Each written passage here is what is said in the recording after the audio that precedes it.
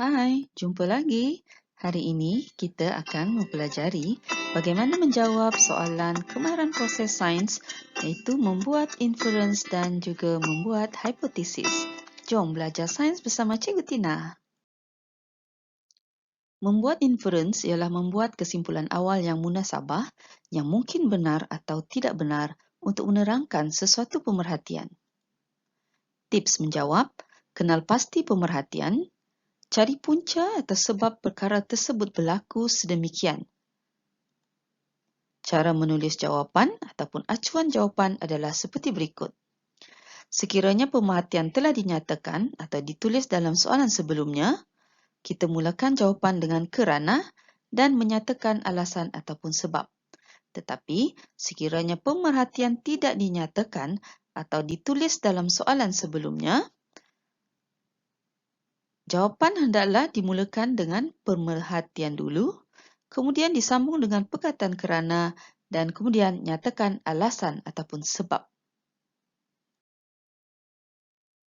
Untuk lebih memahami cara menjawab soalan kemahiran proses sains membuat inference, jom lihat beberapa contoh soalan berikut.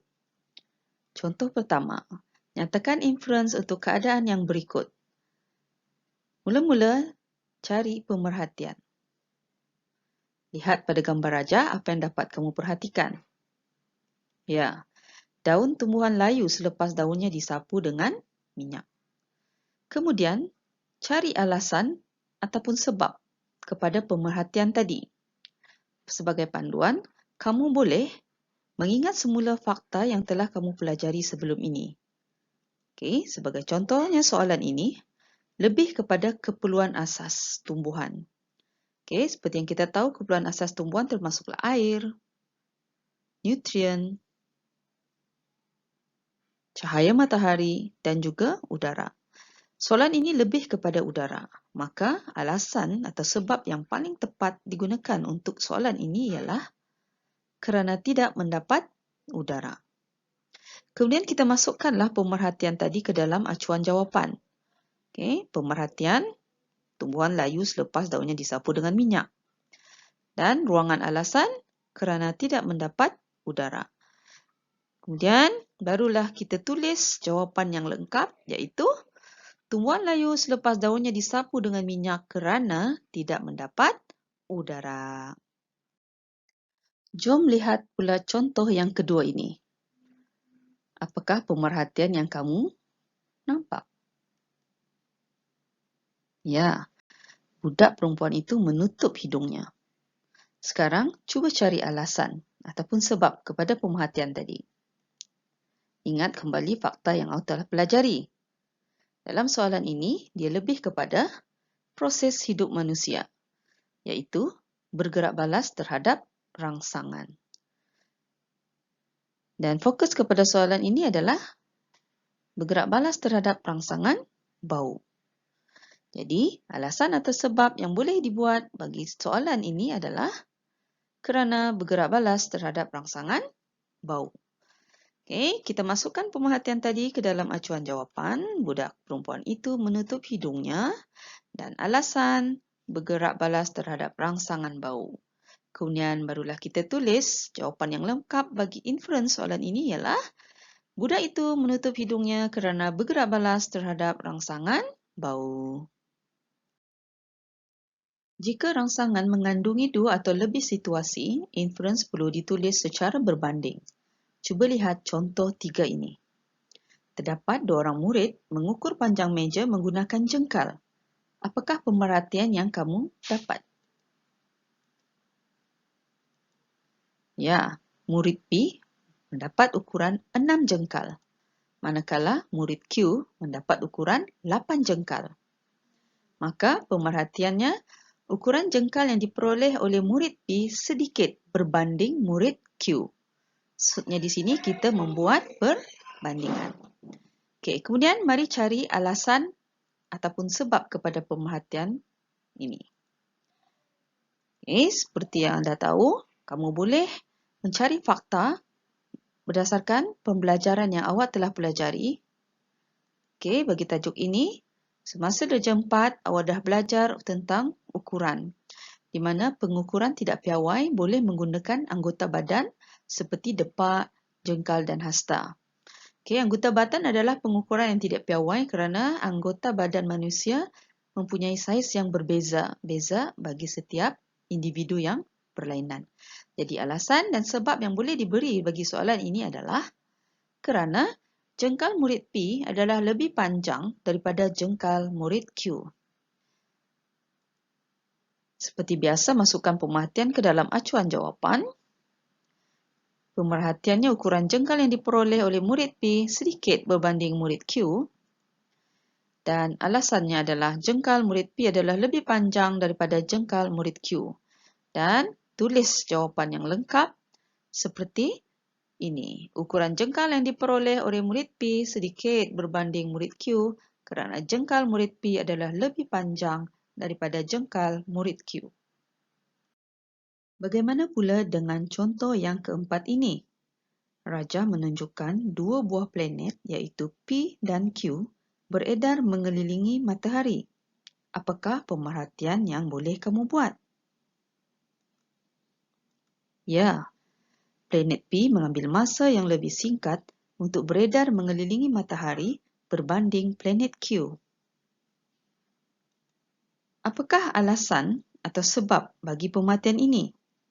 Ingat kembali fakta yang telah kamu pelajari semasa di tahun 4, iaitu setiap planet beredar mengelilingi matahari mengikut orbit masing-masing.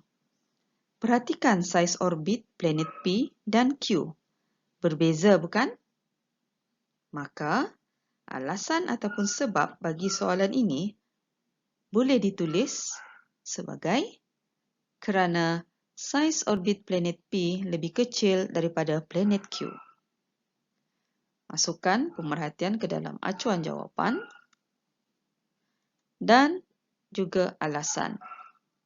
Kemudian, tulis jawapan yang lengkap, iaitu planet P mengambil masa yang lebih singkat untuk beredar mengelilingi matahari berbanding planet Q kerana saiz orbit planet P lebih kecil daripada planet Q. Okey, sekarang mari kita pelajari pula bagaimana menjawab soalan kemahiran proses sains membuat hipotesis. Membuat hipotesis merupakan pernyataan yang mengaitkan antara pemboleh dimanipulasikan dengan pemboleh bergerak balas. Tahukah kamu, hipotesis dan hubungan mempunyai cara menulis jawapan yang sama. Sebagai contoh soalan, tuliskan satu hipotesis.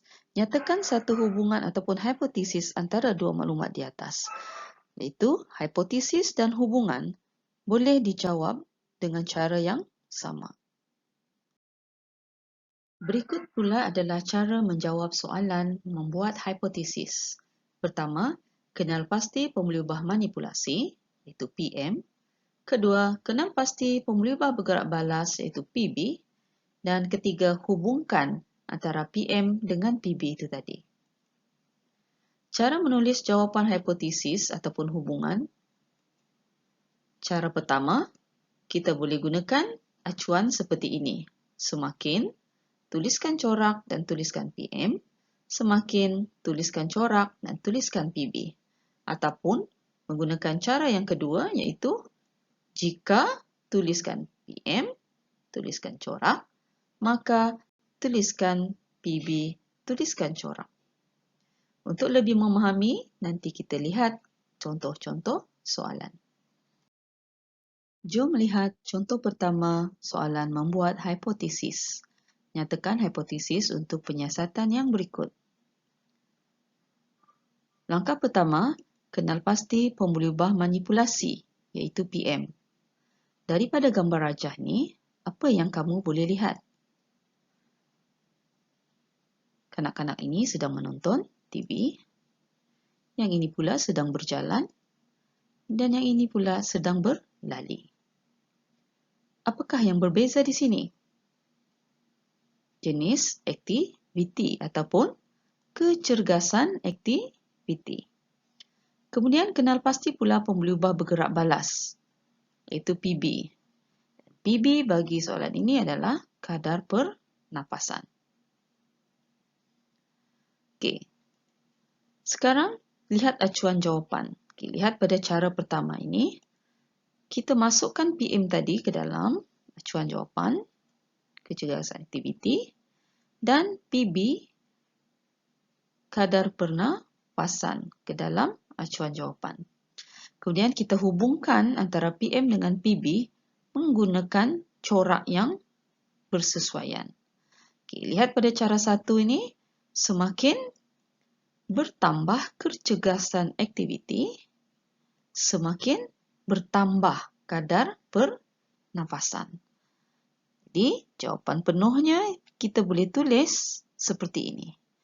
Semakin bertambah kecergasan aktiviti, semakin bertambah kadar pernafasan. Okay, jika ada murid yang ingin menggunakan cara yang kedua, sama juga, masukkan PM ke dalam acuan. Okay, kecergasan aktiviti, dan masukkan PB, kadar pernafasan, ke dalam acuan untuk cara yang kedua. Kemudian hubungkan PM dengan PB dengan menggunakan corak yang sesuai. Okay. Di sini, jika kecergasan aktiviti bertambah, maka kadar pernafasan bertambah. Kemudian tulislah jawapan lengkap, iaitu jika kecergasan aktiviti bertambah, maka kadar pernafasan bertambah. Jom lihat contoh yang kedua ini pula. Kenal pasti pembuli ubah yang dimanipulasi. Perkara yang berbeza. Okey, cuba lihat di sini. Planet. Dan satu lagi planet di sini. Apa yang berbeza ialah jarak planet dengan matahari. Okey, apakah pula pembuli ubah yang bergerak balas, iaitu hasil eksperimen yang hendak diukur atau diperhatikan? Betul, suhu planet. Sekarang kita lihat cara menjawab menggunakan acuan jawapan yang pertama. Okey, seperti biasa, masukkan PM ke dalam acuan, jarak planet dengan matahari. Kemudian masukkan PB, iaitu suhu planet. Dan hubungkan antara PM dengan PB menggunakan corak yang sesuai. Bagi cara satu ini, semakin bertambah jarak planet dengan matahari, semakin berkurang suhu planet. Jadi, kita tulis jawapan yang lengkap. Semakin bertambah jarak planet dengan matahari, semakin berkurang suhu planet. Okay, ingat ya murid-murid, kita juga boleh menulis sebaliknya. Okay, contohnya, semakin berkurang jarak planet dengan matahari, semakin bertambah suhu planet.